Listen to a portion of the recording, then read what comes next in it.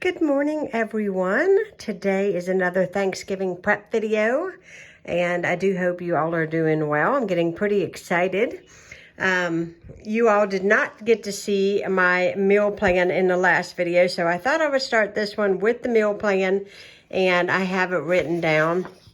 So the first thing we're going to have turkey, gravy, mashed potatoes, green beans.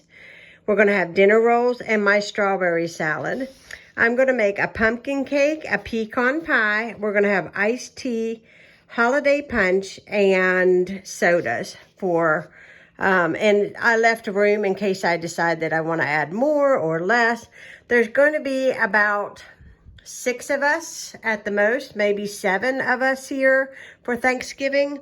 We're having Thanksgiving early due to the fact that my parents, they are the only smart people in the family. They hightail it down south where it's warm during the winter, and the rest of us stay here in West Virginia and freeze to death.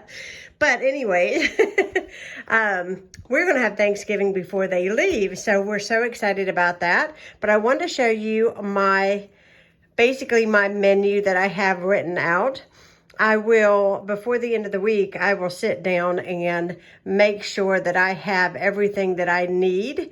And whatever I don't, I'm going to write it down, and I will get it this week or next week, and I should have everything ready to do Thanksgiving. Today, I'm going to be sharing with you guys my most delicious side dish to take to a Thanksgiving dinner. It is my loaded baked potato casserole. That's what I call it. It is kind of a super hash brown casserole that I add all kinds of really yummy goodies to it and make it delicious. Ronnie's gonna love me because he's out swimming today, and whenever he comes back, I will have that for him, and he's not expecting that today. But let me tell you, this casserole is a huge win-win. So if you are looking for a recipe to make that will knock everybody's socks off, this is the one to make. Everyone, welcome to my kitchen, and now it is time for the fun part of this video, and that is to show you how to make the easiest, however, the most delicious side dish for Thanksgiving. If you're going to have to take a side dish to a party or a gathering, I highly suggest this because every time I make this, I never come home with any leftovers. It is devoured and loved by everyone. I have made changes to this. This was my original hash brown casserole, but I call it my loaded baked potato casserole now because, believe me, it's going to be loaded. So you're looking into my mixing bowl, and in there we're going to put this melted butter. That's 1 stick of butter right in there. Then we're going to add in 1 can. Let me open it here and I'll show it to you.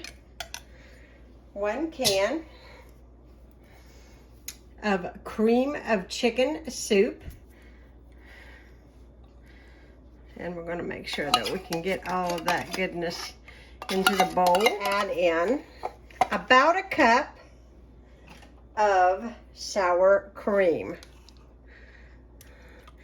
Now, depending on how many people you are going to have at your gathering will depend on how many times you want to double this or even triple this recipe. So keep that in mind.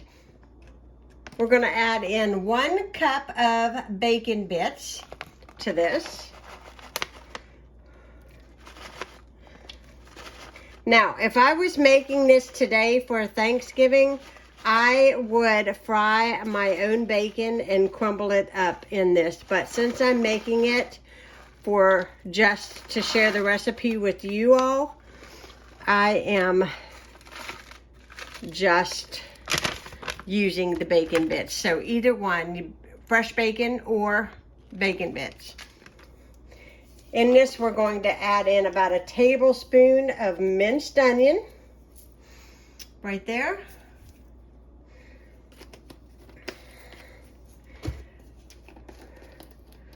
We're going to add in about a tablespoon of chives.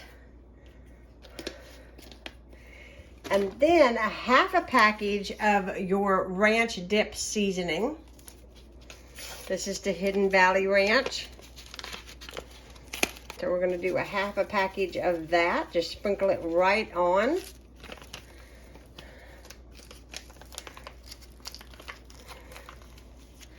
And I'm gonna give this a good stir. It smells really good. Now we're gonna add in 2 cups of shredded cheese. This is the mild shredded cheese. So I don't really necessarily measure my cheese out. And I'm gonna top the top of it with just a little bit more. Then we're gonna add in a diced hash brown. This is frozen, it's still frozen, but I take my hands and I break it up just to make sure it's not clumped.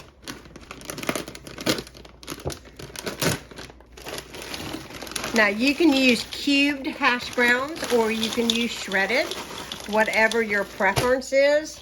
And I'm gonna switch over to a wood spoon so that I can get this combined easily. I'm gonna stir all this together and make sure that my potatoes are nice and covered. Once you get this all good and combined, you will want to get a 9x13 glass pan or metal, does not matter. Spray it with some non-stick cooking spray and set your temperature on 350 on your oven. So what I'm going to do is I'm going to get this combined. I'm going to get my pan out and I will show you the next step. So I have sprayed my pan with a non-stick cooking spray. It's just a vegetable oil spray, really inexpensive from Walmart. I've got it right here and I've got my mixture all nice and combined. It does take a minute because it's frozen. Just take your time. And as you can see, it's heavy. This is a mega casserole, guys. Mega casserole. But it is so good. All of that into our 9x13. We are going to simply sprinkle the top with a little bit more cheese. You never can have enough cheese. Never. And you're going to bake this at 350 degrees for about 40 to 45 minutes. And it'll be nice and bubbly around the edge and nice and brown on the top. So whenever this comes out of the oven, I will show you guys the finished product. And I just cannot wait to dive in. This is going to be really delicious. Out of the oven. It is so nice. Sorry about the shadow, but it is evening now.